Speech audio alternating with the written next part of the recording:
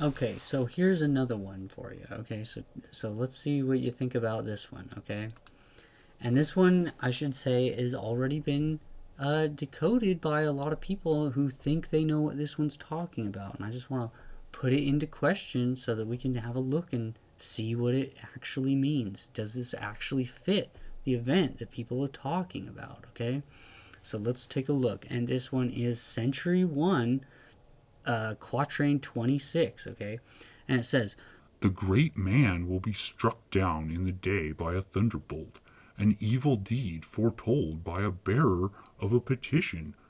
According to the prediction, another falls at night time, conflict in Reims and London, and pestilence in Tuscany.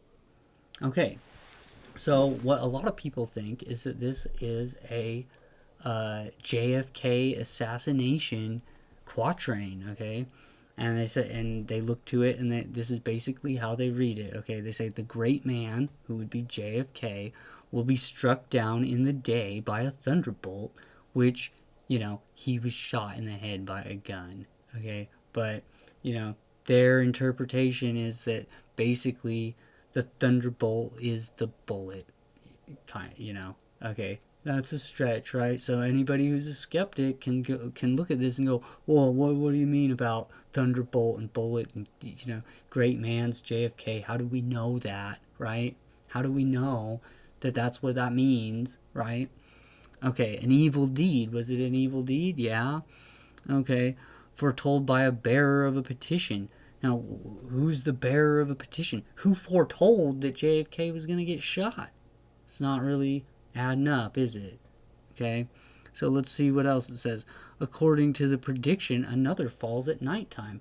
Who fell at nighttime? Who's that supposed to be, right? Okay.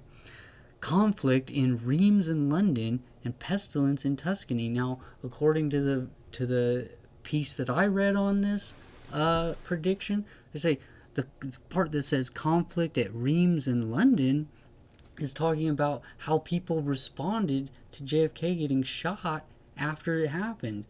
And people were shocked and people couldn't believe it, right? But what does that have to do with conflict at Reims and London?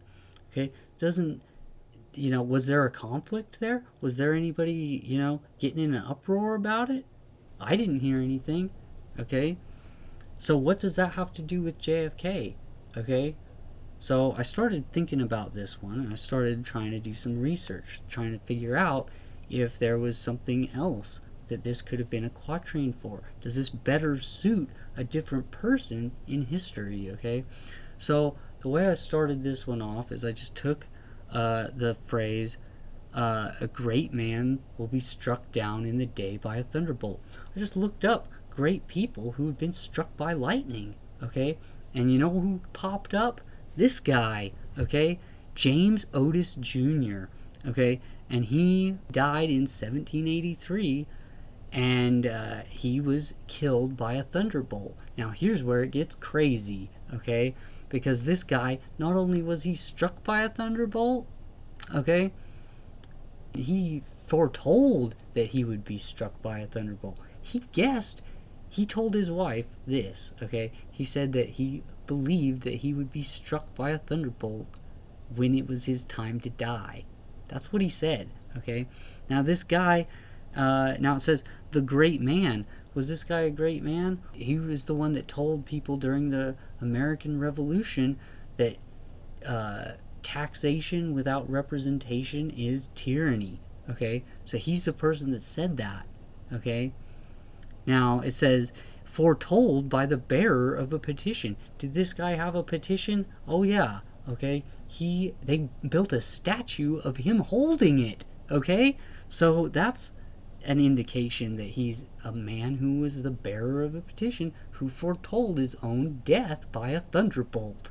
Okay, now it gets really weird, right? Now, the next part, according to the prediction, another falls at nighttime. Now, this was where it started to go a little bit cold. I didn't see that, that he predicted somebody else would die, okay? So we don't know for sure if this actually fits James Otis, but we're still looking into it, okay? Now, conflict at Reims and London. What was going on in Reims and London, which Reims is a city in France, London is capital of Great Britain, right? Conflict there. What was going on when James Otis Jr. was telling people about taxation and representation and tyranny and all this stuff, right? What was happening then? Well, London and France were at war. They had a battle. They had a fight, and the French were taking the side of America. Like if you saw that movie, The Patriot, the French guy shows up and he's gonna fight with the Americans to, overthrow the British, right? So, that's just an example, but that really happened. Okay, the French helped the Americans gain their independence. Okay, and so was there conflict in London and Reims? Yeah, there was. Now here's the other part. Okay, and it says pestilence in Tuscany. Was there pestilence in Tuscany at this time? Well, it was a little hard to find out. Okay, because basically when I was looking through the history of Tuscany, they talked about various times of pestilence. Now the year 1783 didn't come up, but what was notable was that area was known for having pestilence all the way back from the Middle Ages to the Renaissance to the colonial period, even into the Industrial Revolution. The place had rats. Okay, tons and tons of rats would come in. So the fact that they didn't mention anything specifically about 1783 is not that surprising because, maybe they were just used to it, maybe there's pestilence there for a long time. Okay, so not 100% sure that this is talking about James Otis, but I'd say I'm 95% sure because what I know is that when we go into these things and we start looking, we're going to start uncovering more and more stuff. So the piece that's missing is, according to the prediction, another falls at nighttime. Now that line that says another falls at nighttime, all I'm going to have to do is find the guy who fell at night, okay, and we're going to know if that is him or not, okay? If this is a prediction about James Otis or not, okay? Now, I also just want to take a moment here and just talk about James Otis a little bit. It's crazy that he predicted his own death by lightning. I mean, like, what are the odds that happened, okay? Like, I mean, it's like so hard to be struck by lightning. Like, it's like 1 in like 100,000 or it's like 300,000. I don't even know what the number is, okay? But it's rare, okay? People hardly get struck, okay? And, and this guy wasn't somebody like crazy old Ben Franklin who's running around with a kite in a storm, okay? This guy wasn't begging to get struck. He just got struck. The guy was basically like standing on his front porch looking out, at the rain, and all of a sudden, boom, he's dead, okay? That's what happened.